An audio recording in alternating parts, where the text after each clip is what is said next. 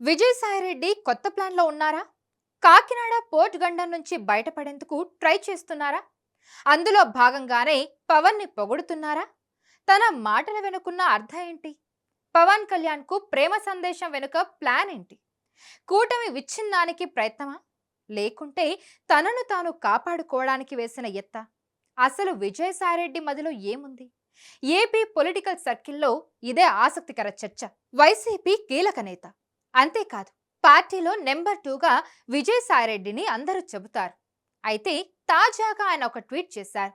ఏపీని పాలిస్తున్న కూటమి ప్రభుత్వానికి ముఖ్యమంత్రిగా పవన్ కళ్యాణ్ వస్తే బాగుంటుందనేది దాని వెనుకున్న సారాంశం. విజయసాయిరెడ్డి కమెంట్స్ వెనుక పొలిటికల్ సర్కిల్లోనే కాదు, బయట కూడా అదే చర్చ జరుగుతుంది కూడా. ఒక్క మాటలో చెప్పాలంటే ఆయన స్కెచ్ బాగానే వర్కౌట్ అయింది. కాకినాడ పోర్ట్ వ్యవహారంలో పీకల్లోతు మునిగిపోయారు ఆయన. ఆ కేసులో ఆయనను ఏటుగా చేర్చింది సిఐడి.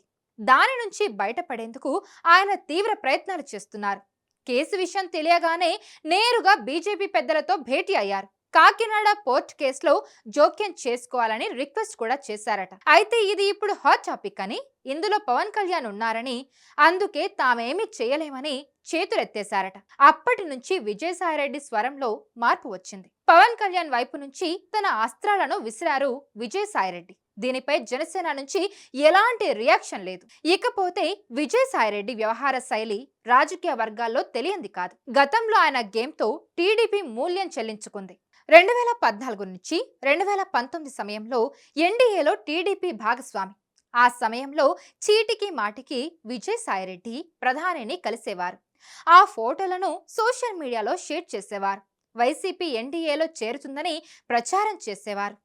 అటు విజయసాయిరెడ్డితో కేంద్ర పెద్దలు తరచూ కలవడాన్ని సహించుకోలేకపోయారు చంద్రబాబు. తెర వెనుక ఏదో జరుగుతుందన్న అనుమానంతో ఎన్డీఏ నుంచి బయటపడ్డారు. అయితే ఇలా అనేదానికంటే విజయసాయిరెడ్డి స్కెచ్ లో భాగంగానే అది జరిగిందన్నది వాస్తవం. పొలిటికల్ క్రిమినల్ స్ట్రాటజీ చేయడంలో విజయసాయిరెడ్డి ఆరితేరిపోయారు. అందులో భాగంగానే ఆయన లేటెస్ట్ ట్వీట్ అని ఓటమి మధ్య చీలిక తేల్చే ప్రయత్నం చేస్తున్నట్టుగా కనిపిస్తుందని విశ్లేషకులు సైతం అభిప్రాయపడుతున్నారు. అంతెందుకు, ఈ ఎన్నికల ఫలితాలు వచ్చిన తర్వాత కూడా విజయసాయిరెడ్డి పవన్ ను టార్గెట్ చేసుకున్నారు. చంద్రబాబుకు దత్తపుత్రుడంటూ చెప్పుకొచ్చారాయన.